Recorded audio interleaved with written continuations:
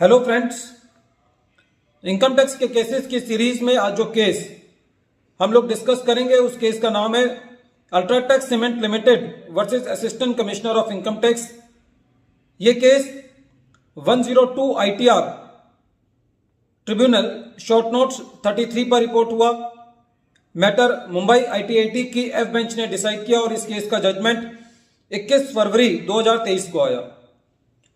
इस केस के अंदर एसएससी ने सेक्शन 80IA सबसेक्शन 12A के अंदर डिडक्शन क्लेम करी और एसएससी का असेसमेंट सेक्शन 143 सबसेक्शन 3 के अंदर किया गया। जब असेसमेंट किया गया तो एसएससी के कुछ डिसअलाउंसेस किए गए, जिसके लिए एसएससी जो है वो CIT अपील के पास था।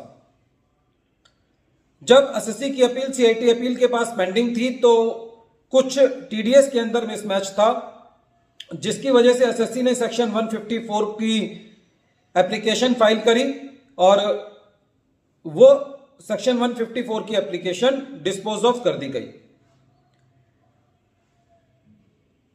जब ये एप्लीकेशन डिस्पोज ऑफ की गई उसके बाद CIT अपील के पास जो एसएससी की अपील पेंडिंग थी, CIT अपील ने भी एसएससी की अपील डिसाइड कर दी और एसएससी को जिन डिसअलाउंसेस के लिए एसएससी CIT अपील में था, मोटे तौर में एसएससी को रिलीफ भी मिल गया।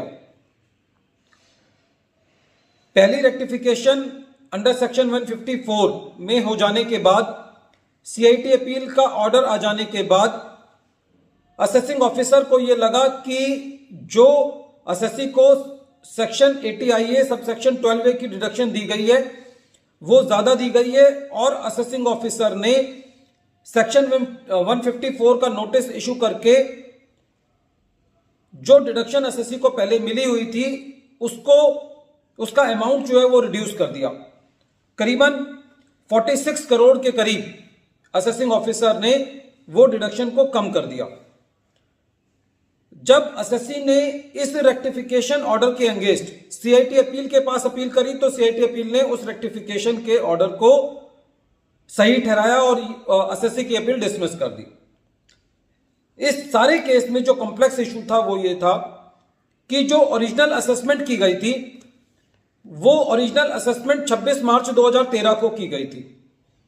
तो यदि हम रेक्टिफिकेशन का टाइम देखें तो चाहे रेक्टिफिकेशन एक बार होनी हो, चाहे 2 बार होनी हो या 4 बार होनी हो, वो रेक्टिफिकेशन के ऑर्डर का जो लिमिटेशन पीरियड है वो ओरिजिनल असेसमेंट ऑर्डर से देखा जाना चाहिए।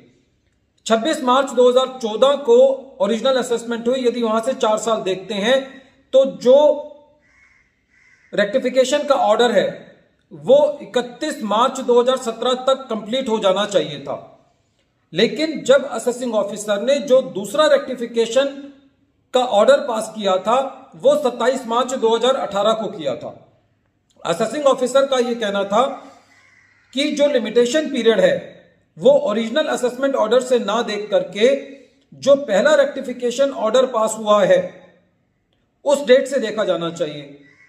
तो जो पहला रेक्टिफिकेशन ऑर्डर पास हुआ था वो 10 मार्च 2014 को हुआ था।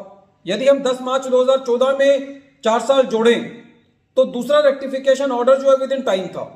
लेकिन ITAT का यह कहना था कि जब सेक्शन 154 का रेक्टिफिकेशन किया जाता है तो सेक्शन 154 का रेक्टिफिकेशन अपने आप में इंडिपेंडेंट प्रोसीडिंग नहीं है।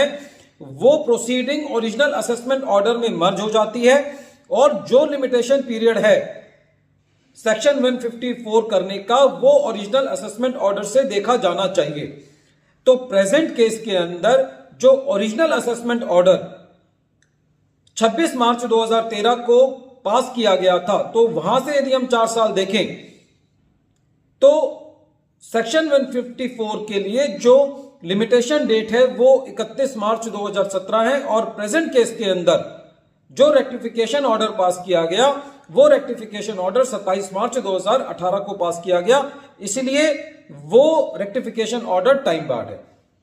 दूसरा, इस केस में ITAT ने यह कहा कि पहले सालों के अंदर एसएससी को सेक्शन 80IA सबसेक्शन 12A के अंदर जो है डिडक्शन अलाउ की गई है ITAT के द्वारा ही, तो मेरिट पर भी एसएससी के फेवर में ये केस जाता है। फ्रेंड्स, ये केस बहुत इंटरेस्टिंग है क्योंकि कई बार डिपार्टमेंट सेक्शन 154 के द्वारा वो चीज करना चाहता है जो डिपार्टमेंट के पास पहले टाइम नहीं रहता, लेकिन उस केसेस के अंदर लिमिटेशन पीरियड देखना बहुत जरूरी है, क्योंकि जो लिमिटेशन पीरियड है वो ओरिजिनल असेसमेंट ऑर्डर की डेट से चलता है। लेकिन आजकल के टाइम में तो देखा जाए तो इसका कोई महत्व इसलिए नहीं रह गया है क्योंकि अब जो 148 का पीरियड है उसी को पीरियड को बढ़ा करके 10 साल कर दिया गया है। यदि असेसिंग ऑफिसर को ये कहेंगे कि आपकी 154 का लिमिटेशन पीरियड चला गया तो असेसिंग ऑफिसर जो है वो 148 के अंदर केस रीओपन कर देगा, और 148 में तो यदि एक बार केस रीओपन हो जाए तो जो असेसिंग ऑफिसर है वो बाकी इश्यूज पर भी जा सकता है। तो असेसी के लिए बहुत कॉर्नर वाली सिचुएशन हो गई है, बहुत लिटिगेशन जो है वो ओपन एंडेड हो गई है। बहरहाल वीडियो के अंत में एक बार फिर मैं केस का नाम रिपीट कर रहा हूं। केस का नाम है UltraTech cement limited versus assistant commissioner of income tax, और ये केस 102 ITR शॉर्ट नोट्स 33 पर रिपोर्ट हुआ। मैटर मुंबई IT/80 की एफ बेंच ने डिसाइड किया और इस केस का जजमेंट 21 फरवरी 2023 को आया। Thank you friends.